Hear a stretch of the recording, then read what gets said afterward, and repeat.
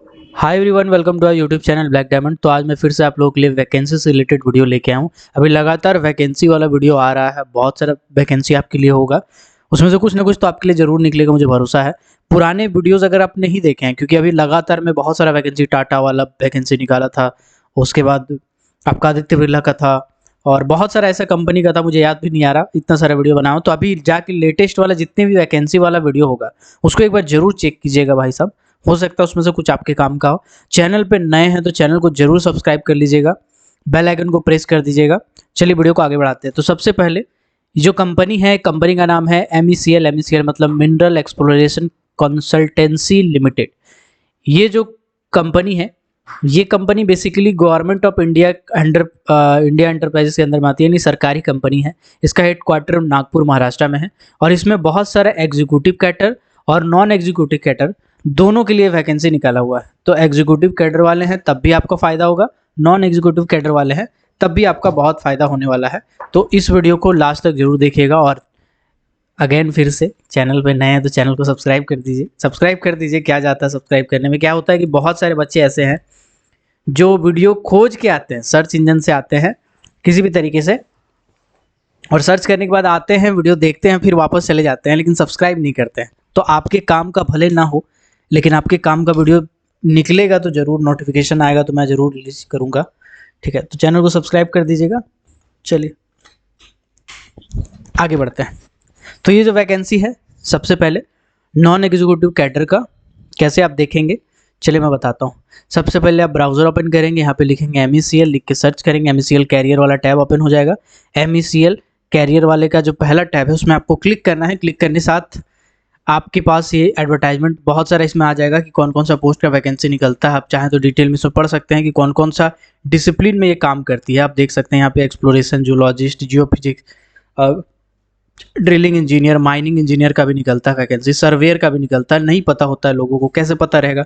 Black diamond को आप follow नहीं करते, ब्लैक डायमंड को सब्सक्राइब नहीं किए। अगर सब्सक्राइब करते तो वैकेंसी आता, मैं बनाता, आपको पता रहता।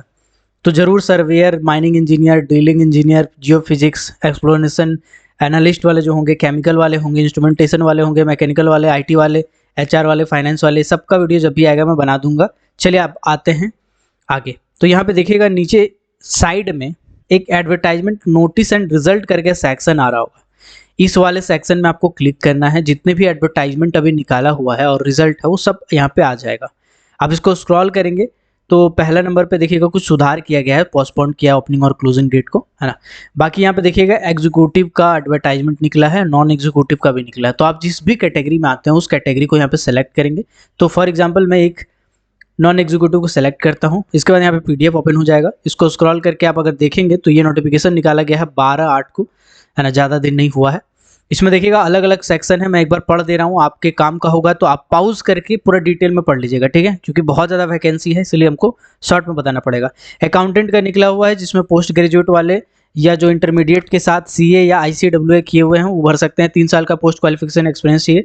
हिंदी ट्रांसलेटर में जो वैकेंसी निकाला हुआ है वो, जो अगर आप पोस्ट ग्रेजुएट है हिंदी में या हिंदी इंग्लिश दोनों सब्जेक्ट आपका ग्रेजुएशन में है तो उस कंडीशन में भर सकते हैं। 3 साल का आपके पास एक्सपीरियंस होना चाहिए। अगर हिंदी इंग्लिश टाइपिंग आपको आता है तो आपको प्रेफरेंस मिल जाएगा। साथ ही साथ अगर कंप्यूटर का नॉलेज है तो आपको प्रेफरेंस मिल जाएगा। इसके बाद आता है टेक्नीशियन सर्वे एंड ड्राफ्ट। तो जो टेक्नीशियन सर्वे और ड्राफ्ट वाले हैं उनका बोला गया है कि मैट्रिकुलेशन होना चाहिए। साथ ही साथ आपके पास सर्वे या ITI ये में ड्राफ्ट वगैरह किए हैं तो आप भर सकते हैं। यहाँ पे एक और चीज़ लिखा हुआ है कि 3 साल का पोस्ट क्वालिफिकेशन एक्सपीरियंस होना चाहिए सर्वे या ड्राफ्टमैन में। अब यहाँ पे एक बात मैं आपको बताना चाहता हूँ। देखिए, जो सर्वेयर हैं उनका सर्टिफिकेट यहाँ पे वैलिड होगा, क्योंकि उनका सर्टिफिकेट DGMS देता है, ठीक है। तो आप सर्वेयर लेने के लिए जो ट्रेनिंग किए होंगे वो ट्रेनिंग भी एक्सपीरियंस में काउंट होगा, क्योंकि 10th के बाद का आपका डेफिनेटली 10th के बाद का एक्सपीरियंस होगा, डिप्लोमा के बाद का एक्सपीरियंस होगा या BTech के बाद का होगा, ठीक है।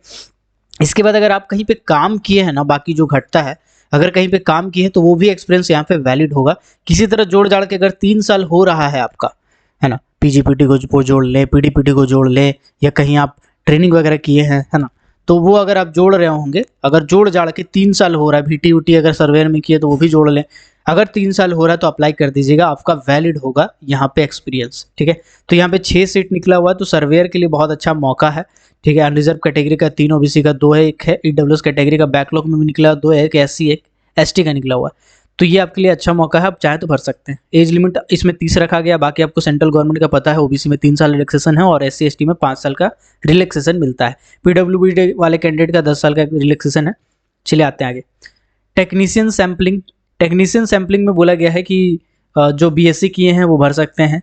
इसके बाद यहाँ पे बोला गया है कि 3 साल का पोस्ट क्वालिफिकेशन एक्सपीरियंस होने चाहिए रिलीवेंट में, ड्रिल कोर में या माइन सैम्पलिंग में। तो यहाँ पे जो भी सिम्फर वगैरह में काम करते हैं उनका वैलिड है, बशर्ते कि आपका 3 साल का एक्सपीरियंस जोड़ जाड़ के होना चाहिए। इसके बाद यहाँ पे टेक्नीशियन लेबोरेटरी का निकला हुआ है। टेक्नीशियन लेबोरेटरी में बोला गया है कि बीएससी होना चाहिए, फिजिक्स केमिस्ट्री जूलॉजी किसी में भी है, आप भर सकते हैं। 3 साल का पोस्ट क्वालिफिकेशन एक्सपीरियंस चाहिए, जो कि केमिकल में, पेट्रोलॉजिकल में, मिनरलॉजिकल में या फिर सिमिलर लेबोरेटरीज, इनमें से कोई भी लैब में अगर आप काम किए हैं तो फिर आपका एक्सपीरियंस यहाँ पे वैलिड है, आप अप्लाई कर सकते हैं। इसके बाद असिस्टेंट मटेरियल में लिखा हुआ है ग्रेजुएट होना चाहिए मैथमेटिक्स में या बीकॉम होने चाहिए, साथ ही साथ 40 WPM का स्पीड से आपको टाइपिंग आना चाहिए, ठीक है। अगर आप ग्रेजुएट हैं या बीकॉम है आप भर सकते हैं। 40 WPM यानी वर्ड पर मिनट के हिसाब से आपको इंग्लिश टाइपिंग आना चाहिए, तो आप भर सकते हैं। 3 साल का पोस्ट क्वालिफिकेशन एक्सपीरियंस चाहिए, जिसमें आप बेसिकली टेक्निकल स्टोर या हैंडलिंग कर रहे हो इंजीनियरिंग मटेरियल में, मतलब स्टोर में जो काम करता है उसके लिए बहुत अच्छा मौका है। खाली आपको कंप्यूटर आना चाहिए और 3 साल का एक्सपीरियंस होना मांगता है, ठीक है। अब आते हैं आगे असिस्टेंट अकाउंट। असिस्टेंट अकाउंट में बोला गया है कि 20 आपका 3 साल का, इसमें बीकॉम मांगा है, सिर्फ 3 साल का एक्सपीरियंस होना चाहिए अकाउंट वर्क में। डिजायरेबल बोला गया है टैली सॉफ्टवेयर अगर आपको आता है डिजायरेबल है। अगर पोस्ट ग्रेजुएशन है कॉमर्स वगैरह में या कंप्यूटर का नॉलेज है तो फिर यहाँ पे आपको बहुत अच्छा मौका मिलने वाला है, ठीक है। असिस्टेंट एचआर की बात करेंगे तो यहाँ पे बोला है बीए बीएससी बीबीए या बीबीएम कुछ भी हो, साथ ही साथ अगर आपके पास 40 WPM का स्पीड से टाइपिंग होगा, 3 साल का पोस्ट क्वालिफिकेशन एक्सपीरियंस होगा एचआर में, एडमिन में, पर्सनल डिपार्टमेंट में, तो आपका ये एक्सपीरियंस वैलिड है। लेकिन अगर आप पीजी किए हैं तो फिर आपको यहाँ पे डिजायरेबल दिया जाएगा, यानी कि प्रेफरेंस मिलेगा। असिस्टेंट हिंदी की बात करें तो बोला गया है ग्रेजुएशन होना चाहिए हिंदी में, है ना, हिंदी और इंग्लिश वो एक सब्जेक्ट होना चाहिए, हिंदी और इंग्लिश सब्जेक्ट होना चाहिए, सॉरी, किसी भी स्ट्रीम में आप ग्रेजुएशन किए हो हिंदी इंग्लिश एक सब्जेक्ट होना चाहिए। इसके बाद बोला गया है 30 WPM का स्पीड से हिंदी टाइपिंग आता है तो आपको आना चाहिए। इसके बाद 3 साल का पोस्ट क्वालिफिकेशन एक्सपीरियंस होना चाहिए MS, और अगर ग्रेजुएशन किए हैं तो फिर आपको यहाँ पे बेनिफिट मिलेगा। इलेक्ट्रीशियन का, ये वाला माइनिंग सेक्टर में बहुत सारे बच्चे हैं इलेक्ट्रीशियन है, ठीक है। तो इसमें बोला गया है कि अगर आप मैट्रिक हैं या ITI किए हैं, इसके बाद आपके पास वायरमैन सर्टिफिकेट है या इसके इक्विवेलेंट कोई सर्टिफिकेट है या इसके ऊपर का कोई सर्टिफिकेट, तो ये सभी वैलिड होता है सेंट्रल गवर्नमेंट में। यहाँ पे मैं आपको बताना चाहूँगा, फॉर एग्जाम्पल कोई बंदा है जो डिप्लोमा किया है, डिप्लोमा करने के बाद इलेक्ट्रिकल सुपरवाइजर का उसके पास लाइसेंस है, सर्टिफिकेट है, तो वो यहाँ पे अप्लाई कर सकता है। यहाँ पे आपका वैलिड होगा। अगर आप नीचे पढ़ेंगे तो वहाँ पे लिखा हुआ है कि अगर हायर क्वालिफिकेशन है उस पर्टिकुलर कैटेगरी का तो फिर आपको प्रेफरेंस दिया जाएगा या फिर आप भर सकते हो, सॉरी अप्लाई कर सकते हैं, ऐसा लिखा है। 3 साल का आपके पास पोस्ट क्वालिफिकेशन एक्सपीरियंस होना चाहिए। चलिए, ये है नॉन एग्जीक्यूटिव कैडर का सिलेक्शन प्रोसेस। क्या होता है सिलेक्शन प्रोसेस? पहले आपका रिटन टेस्ट है, रिटन टेस्ट में अगर आपका निकल जाता है तो फिर आपका डॉक्यूमेंट वेरिफिकेशन होगा। इसके बाद फिर आपका ट्रेड टेस्ट या फिर स्किल टेस्ट जिसको हम लोग कहते हैं वो आपका लिया जाएगा, ठीक है।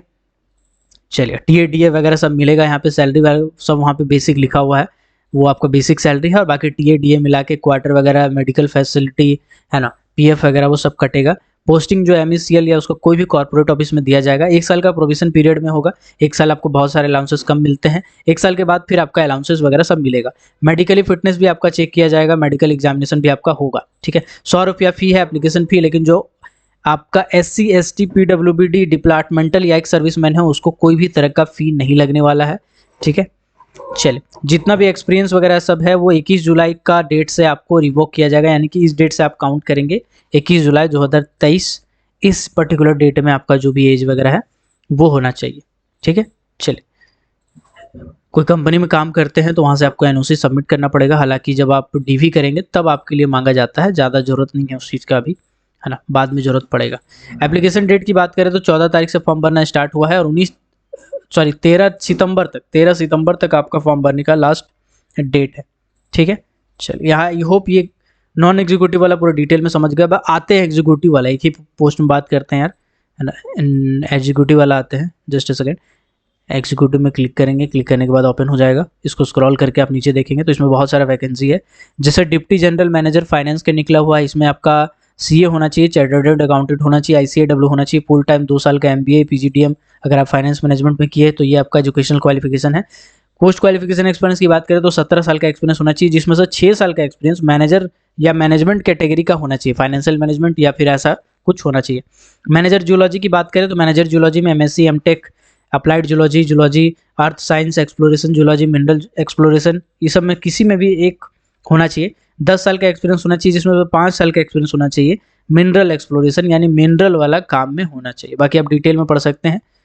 चलिए, असिस्टेंट मैनेजर जूलॉजी में भी MTech MSc सब क्वालिफिकेशन सेम है, बस यहाँ पे 10 साल की जगह पे 7 साल का एक्सपीरियंस है और मिनरल इंडस्ट्री में आपका 3 साल का एक्सपीरियंस होना चाहिए। ठीक है, ऑटोकैड वगैरह अगर आपको आता है तो आपको बेनिफिट मिल जाएगा यहाँ पे। असिस्टेंट मैनेजर फाइनेंस की बात करेंगे तो यहाँ पे CA चार्टर्ड अकाउंटेंट मांगा है, ICAW मांगा है, 7 साल का एक्सपीरियंस मांगा है। असिस्टेंट मैनेजर HR की बात करेंगे तो यहाँ पे क्वालिफिकेशन वही बोला है कि PG डिग्री 2 साल का होना चाहिए और साथ ही साथ ग्रेजुएशन होना चाहिए। 7 साल का पोस्ट क्वालिफिकेशन एक्सपीरियंस मांगा है। इलेक्ट्रिकल इंजीनियर यहाँ पे बोला गया है, फिर से देखिए यहाँ इलेक्ट्रिकल वालों का थोड़ा सा वैकेंसी है, एक पोस्ट है तो एप्लीकेशन भी कम आएगा, उतना नहीं आएगा। बीटेक है, BA है, अगर आपका इलेक्ट्रिकल इंजीनियरिंग में इसी वगैरह में या इसके इक्विवेलेंट कुछ भी है तो आप भर सकते हैं। 2 साल का आपका एक्सपीरियंस होना चाहिए पोस्ट क्वालिफिकेशन, जिसमें इंस्टॉलेशन, कमीशनिंग, टेस्टिंग वगैरह, इसमें से कोई भी चीज़ का अगर आपके पास एक्सपीरियंस है तो आपका एक्सपीरियंस जो है वो वैलिड है, आप अप्लाई कर सकते हैं। जूलॉजिस्ट के लिए फिर वही है, MSc MTech जो होता है, 2 साल का एक्सपीरियंस वाला भी यहाँ पे जॉब निकला हुआ है। जूलॉजी वाला 2 साल वाला, 7 साल वाला, 10 साल वाला सब है। अगर 2 साल का एक्सपीरियंस भी है तब भी आप अप्लाई कर सकते हैं। जियोफिजिसिस्ट में बोला गया है कि MSc जो भी है जियोफिजिसिस्ट में होना चाहिए, है ना, जियोफिजिक्स वगैरह में होना चाहिए, अप्लाइड जियोफिजिक्स। 2 साल का इसमें जूलॉजिकल सर्वे में एक्सपीरियंस मांगा है। केमिस्ट में बोला गया तो MSc केमिस्ट्री मांगा है 2 साल का एक्सपीरियंस के साथ। और उसके बाद यहाँ पे मैकेनिकल डिग्री वाले का एक वैकेंसी निकला हुआ है कि अगर आप मैकेनिकल डिग्री वाले हैं और 2 साल का आपके पास एक्सपीरियंस है प्रोक्योरमेंट एंड कॉन्ट्रैक्ट में तो उस कंडीशन में अप्लाई कर सकते हैं आप। अकाउंट ऑफिसर का भी वैकेंसी निकला हुआ है, MBA या PGDM किए हुए हैं 2 साल वाला और जो रेगुलर होता है, इसके बाद 2 साल का एक्सपीरियंस हो तो अप्लाई कर सकते हैं। प्रोग्रामर में बोला गया है CSE कंप्यूटर साइंस IT वगैरह किए हैं तो अप्लाई कर सकते हैं, या MCA भी किए हैं तो अप्लाई कर सकते हैं, 2 साल का एक्सपीरियंस होना चाहिए। HR ऑफिस में भी बोला गया है कि अगर आप PG किए हैं, PG डिग्री है, डिप्लोमा HR वाला कोई है, HR पर्सनल मैनेजमेंट वगैरह तो अप्लाई कर सकते हैं, 2 साल का एक्सपीरियंस चाहिए। तो कुल मिलाकर के मैंने एक एक चीज़ आपको समझा दिया है। सिलेक्शन प्रोसेस क्या होगा? सिलेक्शन प्रोसेस होगा, सबसे पहले आपका जितना भी एकेडमिक क्रेडियंट्स है ना, क्रेडियंट्स जिसको हम लोग बोलते हैं, आप कह सकते हैं जितना भी डिग्री और एक्सपीरियंस वगैरह है सबका बेसिस पे, एक्सपीरियंस वगैरह सबका बेसिस पे आपको शॉर्ट लिस्ट किया जाएगा और डॉक्यूमेंट वेरिफिकेशन के लिए बुलाया जाएगा। जब आपका डॉक्यूमेंट वेरिफिकेशन होगा तो वो नागपुर में होगा और साथ ही साथ पर्सनल इंटरव्यू भी होगा, मे बी उसी डेट को हो जाए पर्सनल इंटरव्यू। पर्सनल इंटरव्यू होने के बाद फिर आपका सिलेक्शन होता है तो फिर आपको परमानेंट जॉब दे दिया जाएगा, जिसका HRA, IDA, perks, allowances, PF, performance related पे जिसको PRP बोलते हैं, सब कुछ आपको मिलेगा। पोस्टिंग MECL का प्रोजेक्ट या कॉर्पोरेट ऑफिस कहीं भी हो सकता है। प्रोविजन पीरियड 1 साल का है। मेडिकली फिटनेस है कि नहीं, फिट है कि नहीं, ये भी आपका जांच होगा, यानी ज्वाइनिंग से पहले मेडिकल होगा। ठीक है, तो इसको आप चाहें तो और डिटेल में देख सकते हैं, बाकी जो काम का था मैंने सब बता दिया। इसका भी अगर डेट का बात करें, डेट ऑफ रिवोकिंग, तो 21/7 यानी 21 जुलाई 2023 के हिसाब से आपका सब कुछ कैलकुलेट होगा। बाकी NOC आपको चाहिए जब आप ज्वाइनिंग करेंगे उस टाइम, या DV के टाइम आपको चाहिए। ठीक है, बाकी हाउ टू अप्लाई में जाके आप देख सकते हैं कैसे अप्लाई करना, आप कहेंगे तो मैं इस पर वीडियो बना दूंगा। ठीक है, चलिए जस्ट अ सेकेंड, मैं देख लेता हूँ और कुछ छूट नहीं रहा हो, क्या कि मैं एक बार पढ़ लेता हूँ उसके बाद मैं बता देता हूँ, फिर अगर कुछ छूट जाता तो उसके लिए मैं। डेट ऑफ एप्लीकेशन वही है, सेम है जो नॉन एग्जीक्यूटिव का था। 14 अगस्त 2023 से एप्लीकेशन स्टार्ट हुआ है और 13 सितंबर 2023 तक उसका लास्ट डेट है। आई होप ये वीडियो आपके काम का होगा। अगर आप में से कोई भी ऐसे हैं जिसमें से किसी भी पर्सन को जानते हैं जिनका सेम योग्यता या क्वालिफिकेशन है और वो सेंट्रल गवर्नमेंट में जॉब का तलाश करे तो उनको जरूर फॉरवर्ड कीजिएगा, हो सकता है आपका एक शेयर उनका लाइफ बना दे। मिलते हैं किसी और वीडियो में किसी और टॉपिक के साथ, तब तक के लिए keep watching, keep supporting, till then Jai Hind.